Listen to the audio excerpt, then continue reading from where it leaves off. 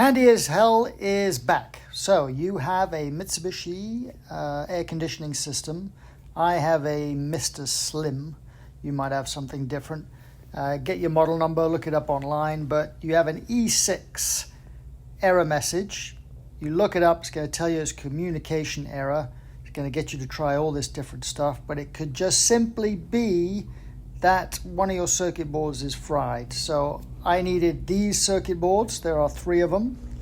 So it might be different for your models, but find them. Pretty cheap to purchase. Get them, and then we're going to replace them. So here we go. All right, everybody, back with Handy as Hell. We're back to the AC with the E6. E6 fault message on the screens inside. It turns out we're probably going to have to replace all 3 circuit boards in this thing, so we're going to get on with that. Some screws to take off, get inside this puppy.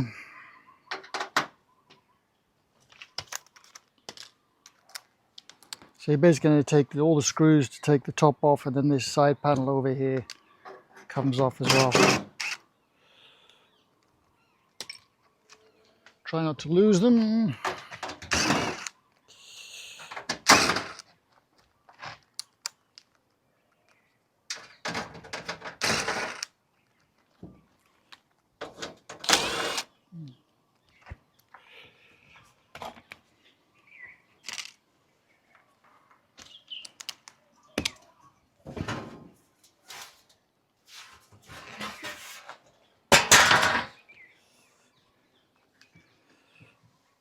A couple more screws down the side.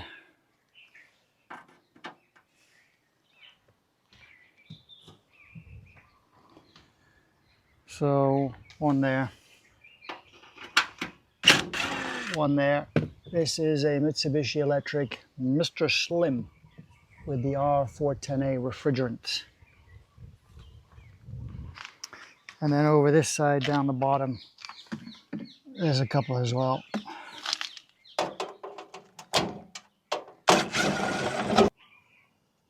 And this is what it looks like with the covers off. Now, do not be a ding-dong. Do not mess with this if you don't know what you're doing. And certainly do not mess with it unless you have removed you see that over there? That's the disconnect. So no power going to this thing. So don't mess with it unless you're happy with all of that. So I'm going to show you what is going on here. And this is very common in places with a lot of insects, geckos.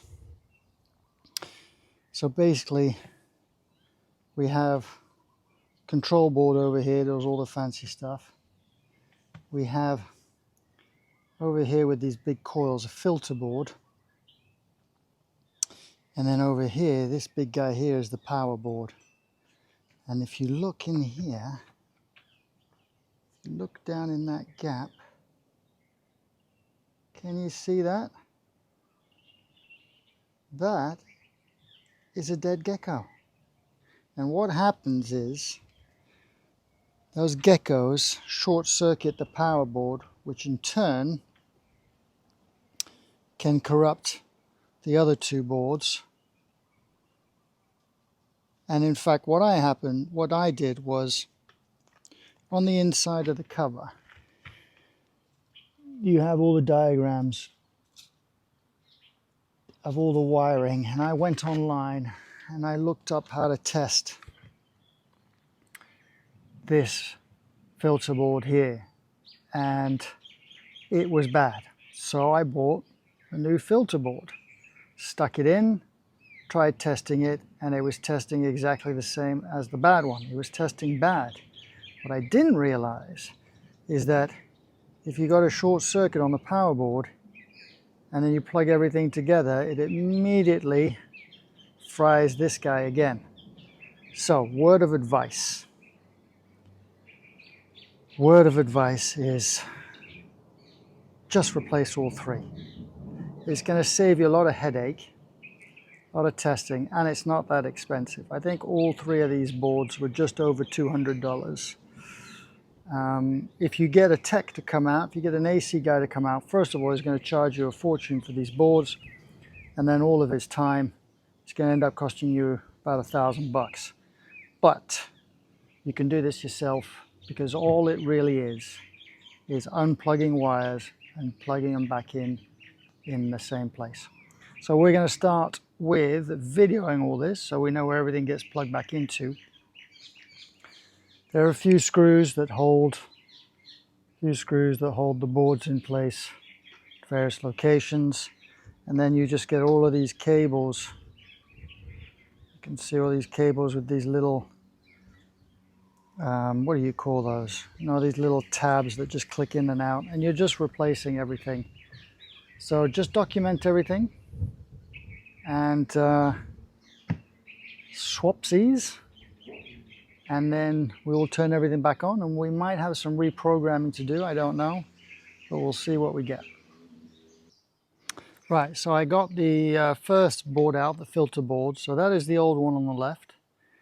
This is the new one on the right. Before we reinstall anything, and I've already done this, I don't know if you can see, it's hard to tell, but I have coated this board. You can get these special sprays. They're anti-moisture, anti-insect sprays, and that basically puts a fine coating of insulation on all these soldering points and all these connections, and that stops this from happening again with the geckos. So what I did is I basically taped up all of the things that need a good solid connection, so that stuff did not get on them, and I sprayed the rest of the board. So that's it. This guy here has to go back into this plastic tray, and then we'll put that guy back in, reattach all the wires, and move on to the next board. Okay, so filter board back in. That just took 5 minutes. Just be careful, you know, there's a screw holding this plastic plate there. There's a couple of tabs at the bottom. There's a screw in there that holds the circuit board to the plastic tray. But just be methodical and connect everything back where it came from. So now we're going to move on to power board. So it looks like the power board has a couple of screws here on the side that hold this plastic tray with all the board on. So let's take those off. There's another one over here. I'm not sure if that has to come off or not. That might just be holding these cooling fins on. We'll see.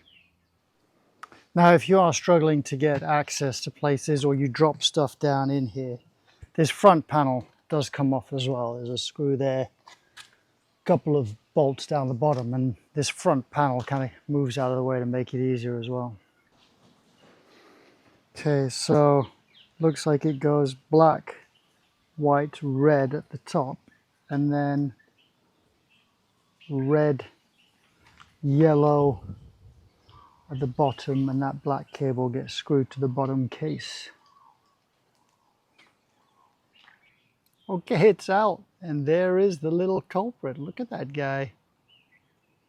Ooh, we got a good frying. Right, reverse the process. Okay, that's the old. This is a new. As you can see, I still have some painter's tape on these little tabs because I sprayed the whole thing with that protective coating. So make sure you remove those. Right, the power board is in. That was pretty straightforward. This little cable here, this white one here, is just attached to itself. So on the old one, you should see the same thing on the old one. So that was all pretty straightforward.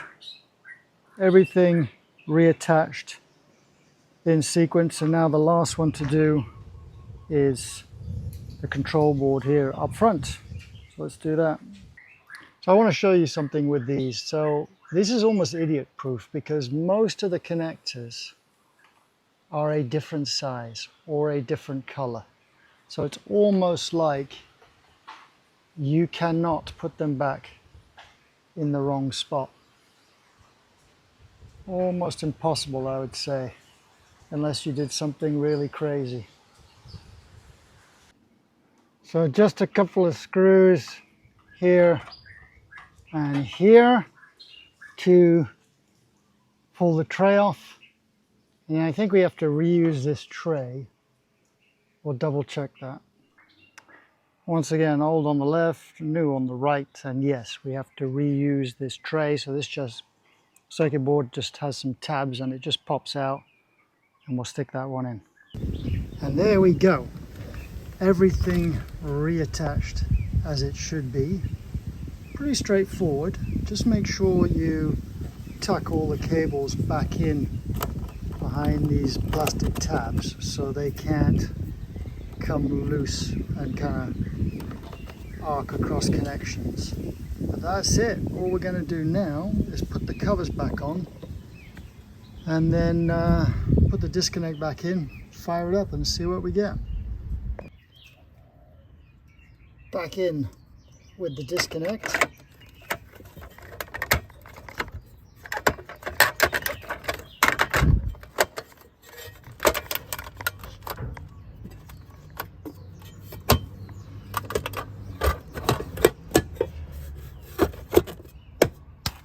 Switch the breaker back on and we should be good.